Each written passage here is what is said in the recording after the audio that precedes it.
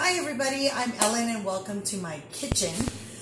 Today's recipe is corn chowder, and we are going to make the corn chowder in the pressure cooker. So this recipe is perfect for a cold day outside, a rainy day. Here in Colorado it's kind of chilly today, so what better meal to prepare than a corn chowder recipe. So I've got some things in front of me that need to be prepped and everything, and so let's get started. Pressure cooker, make sure before you even do anything else, set your lid to pressurized, okay? So the button right here, you gotta make sure that it is depressed, okay? It needs to be depressed. So press it so that it's flush with the handle, and this right here is the steam valve. Make sure it's facing the right direction. There is a chef's hat icon right here. It just needs to be face down. Okay, that's it. Two-step, you're good. Place this lid on the side. We're going to go ahead and set the pressure cooker to sear. That's the first setting, and we're going to hit start. We kind of want to pre-cook a few things before we get the corn chowder started. When you get this recipe, the recipe is no meat at all, but I had some ham that I froze from, I can't even remember, another meal we did, but I have the bone part of the ham, and there's a bunch of meat still on it, so I'm going to actually throw it in there. So at the end of the recipe, it'll fall apart. But I'm also going to sear some bacon to get started with all the vegetables. So while it's coming to temperature, I'm going to get started on some bacon. I'm not going to put a whole lot, but enough to flavor. So I'll pull out about 3 to 4 strips. Perfect. Set this aside. This recipe is really, really simple. If you don't add any meat, then it's even simpler, guys. This recipe really only is 8 minutes to cook in the pressure cooker. But because I am adding some meat and I really want the ham to fall off the bone, I'm going to set it actually for a lot longer than that. So just prepping the bacon. Not going to spend a lot of time on this part, just roughly chopping the bacon. That's it, okay?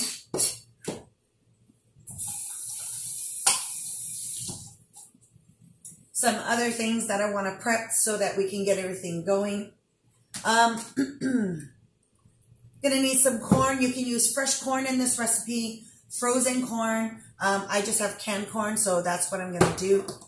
Let's open up the lid. What I'll do is I'll strain the corn out so I get all the liquid, because all I want is the corn kernels. So, all right.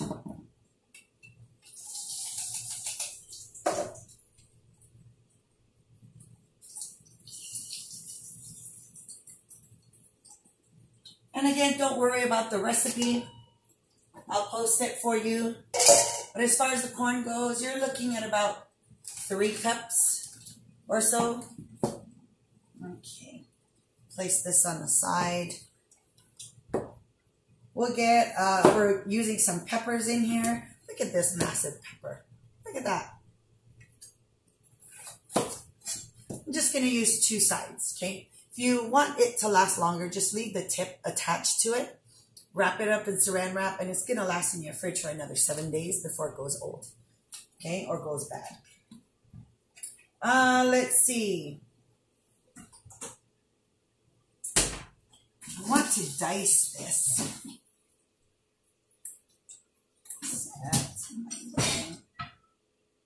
Looking for my quick slice. There it is.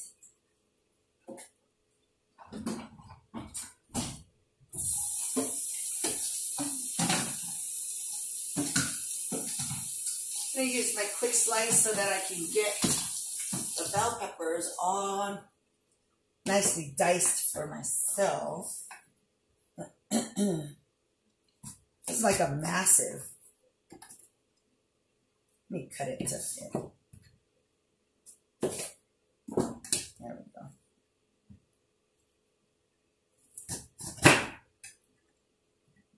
So I'm just going to take my bell peppers, do a quarter turn on it. I can get it all diced. There we go.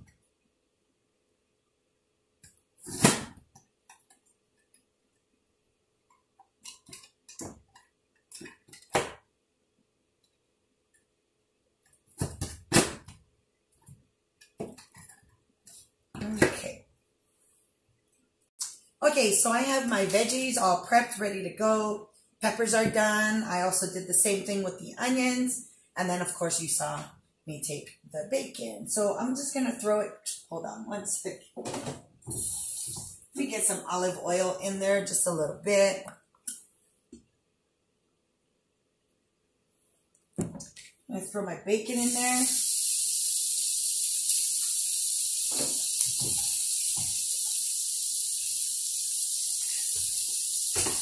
Let the bacon cook down a little bit here.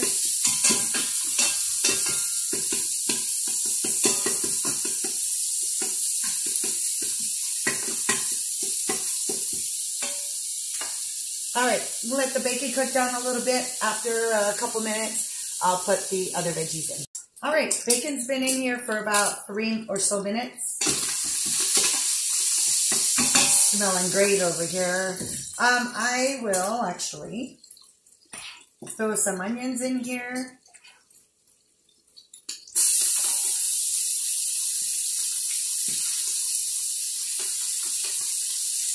Throw my peppers.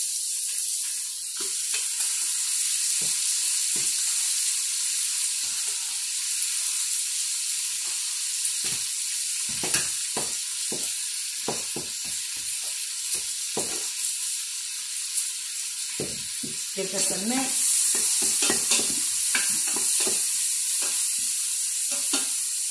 I'm going to cook this down for about 4 or 5 minutes.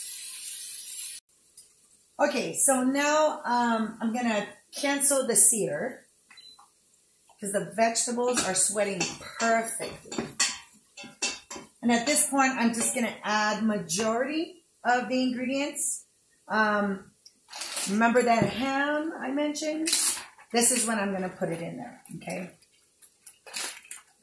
So check this out. Look at this. This is huge, okay? But it's going to be so good, you guys. Let me see if I can kind of trim this a little bit.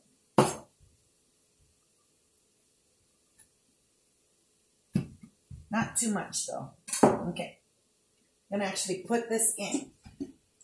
Oh, I don't know if it'll fit.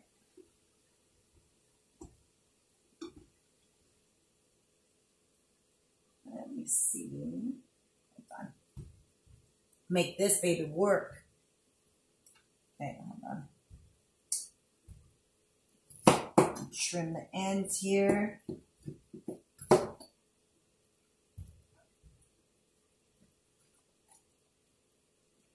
This is going to really flavor the corn chowder. Okay, there we go. Put all the rest of the meat in here. Now, granted, guys, if you don't want to put ham in here or bacon, you don't have to, okay? All right. Got my potatoes.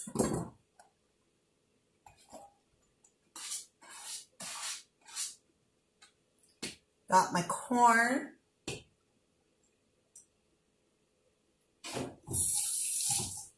And for the liquid part, I am going to use unsweetened almond milk, okay? That's what the recipe calls for.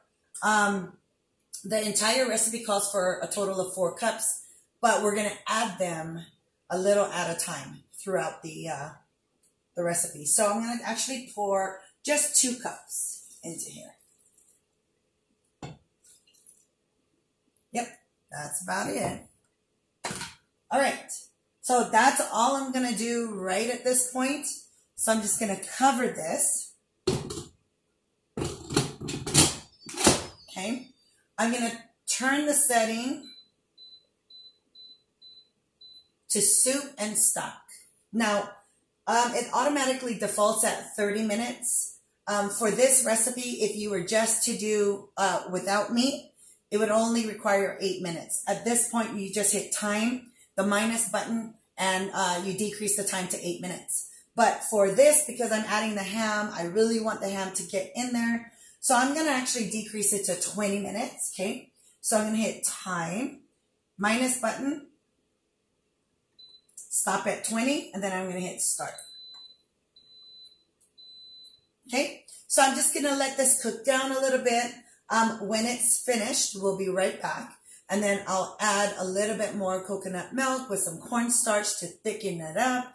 And then we're that much closer to the finish line. So I'll be right back.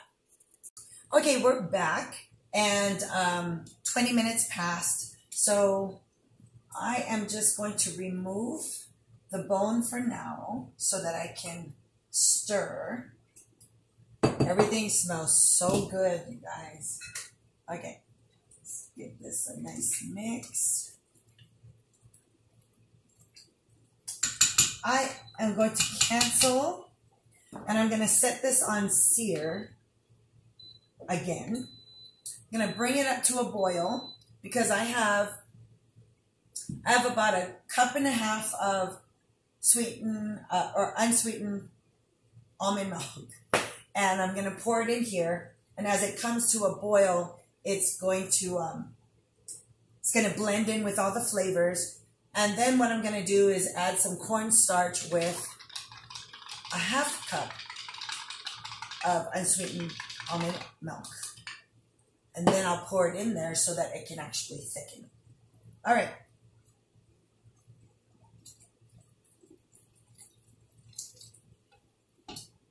All right, so that was a cup and a half of the unsweetened milk.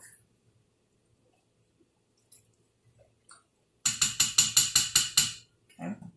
And then, of course, at this point, I'm going to let it kind of boil up a little bit, and then I'll add the cornstarch with the half a cup of unsweetened milk, and then it'll thicken a little bit more. And then at that point, it'll be ready to eat. And then I can actually put the bone back in if you want, or you can at that point just kind of, pull the meat off and just let it sit in here. So we'll be right back. Okay, so I've added the cornstarch with the half a cup of unsweetened milk, and this is now ready. So I'm just going to go ahead and cancel this. The actual corn chowder itself is much, much thicker because of the cornstarch. And that's exactly the result that you want. I did take off all the meat from the bone. Look at this. Look at that. And now it's all in here. So the corn chowder is really flavored with some bacon and some ham in here. Okay. So let me see. Oh, here we go. Let me go ahead and plate this so you can see.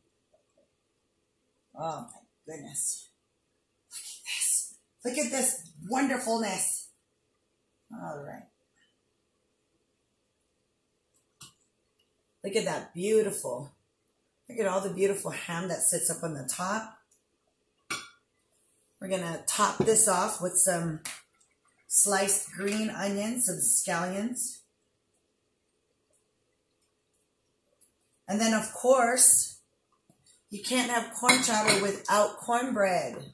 So let me grab the cornbread. Look at this beautiful cornbread. Get a serving spatula. Actually, let's do this one.